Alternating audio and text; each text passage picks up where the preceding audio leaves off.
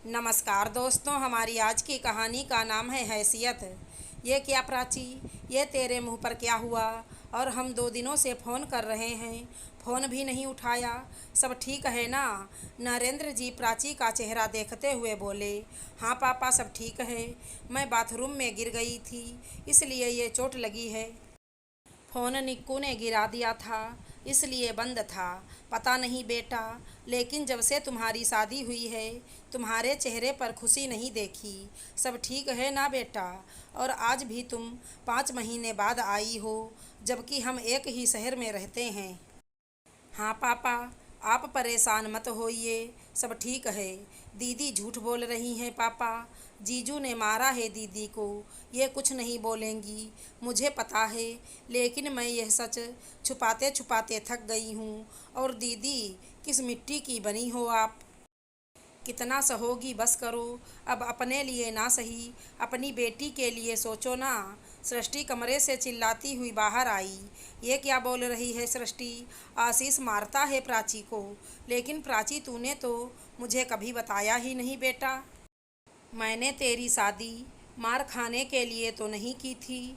और बेटा, इतनी पढ़ी लिखी होने के बाद भी माना तेरे ससुराल वालों की हैसियत हमसे ज़्यादा है। लेकिन इसका मतलब ये नहीं वो कुछ भी करेंगे। आज भी याद है मुझे, जब हम तेरे मामा के बेटे की शादी में गए थे तो आशीष की मम्मी ने तुझे देखते ही तेरा हाथ मांगा था मुझसे।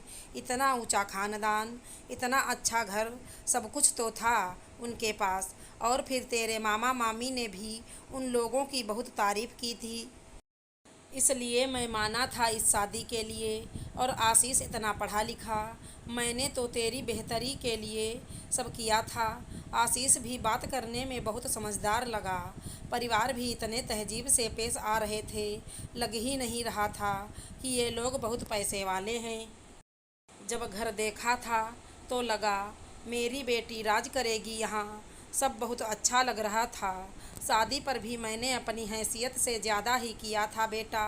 सबने मना किया और समझाया भी कि बिटिया की शादी अपनी बराबरी के लोगों में करो। लेकिन मैंने ही कहा था तब, सब लोग एक जैसे नहीं होते बेटा। मैंने ये नहीं सोचा था कि ये सब तेरे साथ हो सकता है। और बेटा, माँ को नहीं परंतु तू मुझे तो बता सकती है कि ये सब तेरे साथ हो रहा है। पापा, मैं क्या कहती आपसे। मेरे बाद सृष्टि और अमन की भी जिम्मेदारी थी आप पर। मेरी शादी में इतना खर्चा हो चुका था। मैं अपनी शादी तोड़कर घर आ बैठती तो लोग सृष्टि और अमन पर भी ताने मारते। ये समाज की रीत है पापा। गलती चाहे आशीष और उनके परिवार वालों की होती, लेकिन फिर भी समाज हमें कोसता। ओहो दीदी, आप कौन से ज़माने में जी रही हो? आप आ जाती यहाँ हमारी, हम बाद में देखते। लेकिन जो आप 3 साल से मार खा रही हो, वो कहाँ तक सही था? अभी इतना मॉडर्न ज़माना है दीदी। आपकी भी गलती है जो आप हमेशा जीजू को माफ़ करके रिश्ता आगे बढ़ाती रहीं। सही कह रही है सृष्टि बेटा, तुझे मुझसे पहले ही कह देना चाहिए था। खैर, अब भी देर नहीं हुई, तू चल अभी मेरे साथ। अब तू ये सब नहीं सहेगी। सृष्टि, निक्कू को यहीं रखना। लेकिन पापा, आप समझिए, एकदम से सब नहीं होता। आगे क्या होगा, कुछ भी हो, लेकिन जो गलत तेरे साथ हुआ अब नहीं होगा बस। नरेंद्र जी प्राची का हाथ पकड़कर सीधा उसकी ससुराल पहुंच गए।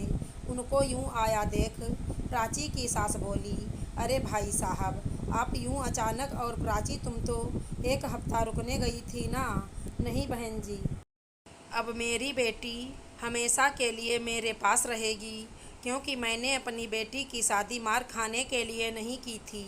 आपका बेटा आशीष मारता है प्राची को, और आप लोग कुछ नहीं कहते हैं। फ़ोन तक तोड़ दिया उसने। ऐसा गुस्सा किस काम का? शादी पर तो बहुत सीधा सच्चा इंसान लग रहा था, और शादी होते ही अपने असली रंग दिखा रहा है आशीष।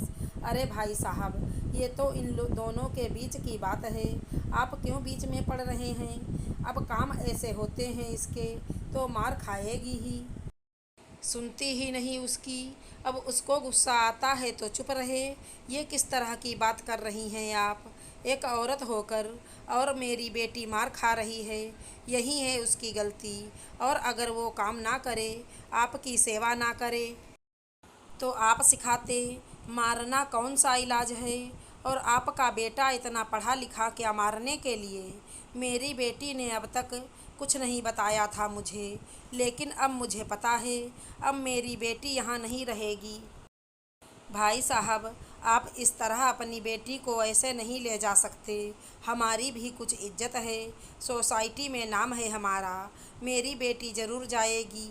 आपका नाम और शोहरत सब खोखली है। जहाँ एक औरत की इज्जत नहीं, वहाँ पैसे शोहरत का क्या करना है?